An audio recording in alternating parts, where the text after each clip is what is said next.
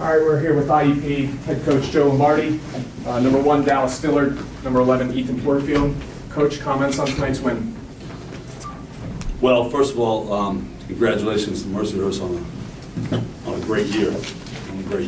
Gary does a tremendous job, and year in and year out, they're one of the better teams in the region. And so we really, to be honest with you, we didn't want to see him tonight. Okay, so I didn't make that public, but because I knew it would be a dogfight to the end, and they give us trouble defensively.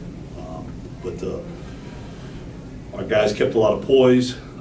Even I think somewhat low turnovers in the first half. For the game, we were pretty good with our turnovers, but I think in general they turn a lot of turnovers, and they have a big turnover margin. They turn those into easy buckets, and I think we wanted to rebound in battle. So we needed to do that, and I think that was probably the separator. And then we were the better defensive team in the last 4 minutes of the game. So I think that had a big part to do with it. Questions? Dallas, walk us through what you saw in that last possession, so didn't take that charge. It's basic principles that we go through day in, day out in practice. I think I seen him out it, and then he just ripped through baseline, and I was on the rim line already, and just stepped in and just did what I was supposed to do. Were you certain it was a charge? I know those are sometimes happening. I was pretty sure. I was certain. There was no doubt. Okay, there was the right call. Great call. Yeah. Actually, it's I mean, we had really good officiating both nights, and it's really makes for good basketball. Not always aesthetic, because I think when you get into the tournament play, it seems like they let you play more physical. So both ends, it wasn't one way or the other, but that sometimes can make it harder to score. You went nearly 6 minutes, I believe, without a field goal down the stretch, but the guy to your left kept going to the line and kept draining free throws, 11 of 12. I always say it's harder to make them when you're fatigued. And Ethan, you came up big in those situations and proved to be the difference in the game. Oh yeah, I just with times like that, I just think back to whenever I was shooting the ball with my older brother at our backyard. And it just seems like the whole crowd, everything goes quiet. It's just me and the hoop. I don't focus on anything else. You mentioned rebounding, and Ethan was a huge part of that. It seemed like there were a ton of really tough rebounds. So I guess first for Coach and then for Ethan, just how important are those boards in crowds and pulling them down? They're critical. They're tough rebounds. They're like 50. A lot of them are 50-50 balls. Okay, you got to go make the play. I mean, he got some tough rebounds last night to help us close out the game, and tonight. So, but both these guys got 10 rebounds. This little skinny guy here, I don't know how he got 10. He's paying somebody in the stats, but he went up and grabbed them, and I'm sure he did some good things and had to battle and fight to get to them. Dallas, what's this whole thing been like? Did you want Ethan? Yeah. Well, I guess a Sorry, slightly different question, but how can you kind of explain being in those spots consistently? You know what I'm saying? In a contested spot, being in the right spot and being able to go get it. Believe it or not, we in practice, it's like a percentage game. If you shoot from one side of the court, there's a greater percentage is going to come to the other side. So I just play the percentages, and the ball just sometimes bounces my way, and I just go up and get it.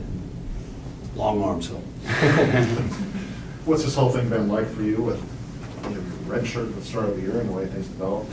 You ended up playing, and not just playing, but in the starting lineup, and then tonight you made a big defensive play. I mean, I just try to live in the moment. It has been a little surreal, as I tell you a lot. And I think it never just stops. It always is like this. Just coming off of a red shirt, as you know, and then starting into the starting lineup. I mean, I got great leaders around me. So especially this guy to the left, both of these guys to the left. But he's not always in the locker room. So the guys I'm with 24/7, like Gabe Morris, Marty Foster, Ethan Porterfield, those guys, they make it easier for me to transition, especially in the beginning of the year when I transitioned off of the red shirt to just playing. It just felt better knowing that these guys got my back and I got theirs night in, night out. Coach, you have to win different ways. Your top two players average 30 points a game. They score 14 combined tonight. So this was a different type of game, wasn't it, as far as grinding it out, and probably what you might have expected against Mercyhurst in the way they play. Yeah, you have to play through the post on them. You have to try to get paint touches, okay? And then you can get that by throwing the ball in, and Ethan did a great job up at their place the first time also. You either got to do it by throwing the ball in, or you got to do it by dribble, getting in off the dribble. And so that was a focus on it. They do a terrific job of challenging threes. They chase you off the three-point line. They're tremendous in rotation. So you just can't live on the perimeter and hope to beat them that way. They're smaller, which means they're quicker, which means they can cover more ground on the perimeter. But then that smallness lends itself to you got to beat them on the glass, and you got to get points in the paint. You have Cal coming up. It's tough to beat somebody 3 times this season. Now you're going to have to beat somebody 4 times this season. What do you got to do Tuesday? Has anybody ever beaten someone 4 times? I don't Yes, IUP beat Cal 4 times in 1995. Didn't expect that answer, did you? I was going to lament that. Actually, And by the way, And I certainly feel it, the way Cal's playing, I think we got a big challenge ahead of us. I feel like we're the underdog going in because, they have that tremendous motivation, okay? And, to make things right. And we got to rise up. We got to rise up because I know they're going to bring the best game they've played all year long against us. So a lot of respect for Danny. He's been around for a long time. He does a great job coaching, and they got some terrific players. So I just hope we can keep it close and win it at the end. to follow up on Tony's stat of 1995, by the way, the attendance was 1996 tonight, and the last time you played Cal in a regional championship was 1996. So, little irony there for you, too. Okay. I don't know how I was supposed to. You got any other trivia? You'd like to share with us? Okay. Yeah, we won't play it. Yeah, we're just grateful to be able to play another game. I told these guys yesterday, just a little side note, that played in 2 national championship games, and what was the most different was you knew that it was over after that, win or lose. It was over. The journey was over. And there's so much joy. Winning's great and getting the trophy's nice, but the real treasure is the journey along the way. And it kind of hits you different when you know this is definitely going to be your last game, win or lose. So I want them to really appreciate every opportunity they have in front of them and try to be joyful with it, grateful. This building has been so special, 37 of 38 now, Ryan, wins it. I believe so. 37-1.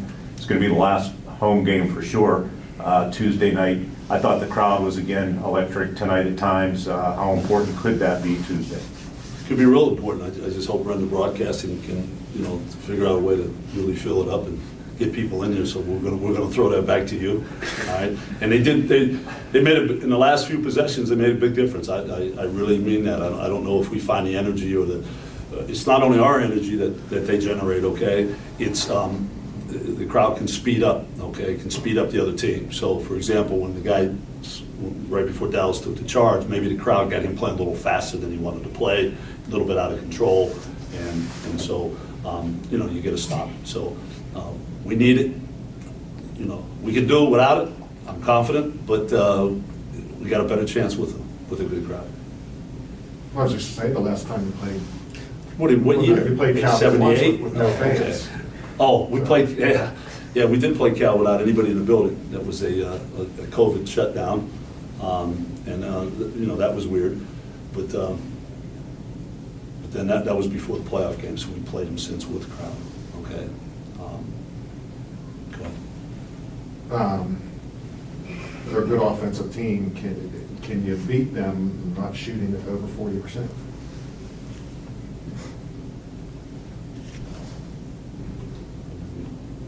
We won our last 3 games. I don't know if we shot over 40. No, I mean, you look at every game played here, okay? You look at every game played, just about everybody's probably below their shooting percentages, okay? It's there's a reason for that.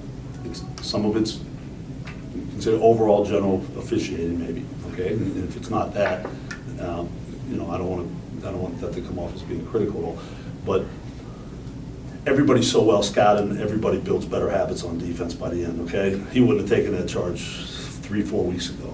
But end of the year, now you have, not because he didn't want to, but because he wouldn't have been in the right position early enough to get over there, okay?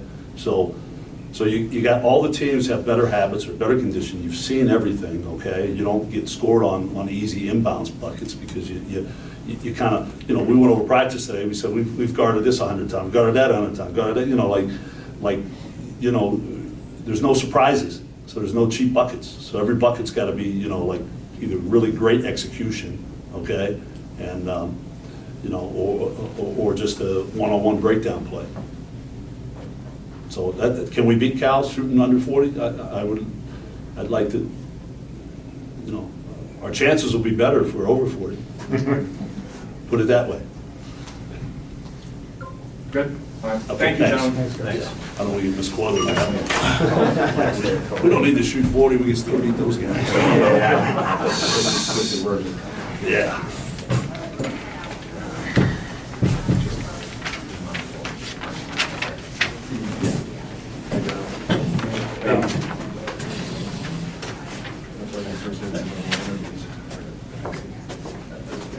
Wasn't that bad? Thanks. Thanks, Joe. See you, Tim. Just coaching. Can you hold the store real quick? The two players here. Is Coach home? Is your guys' coach coming? Yeah. All right. Yeah, they said he's on his way. All right, you guys can wait up. The players can come in and Yeah. just sit on the ends.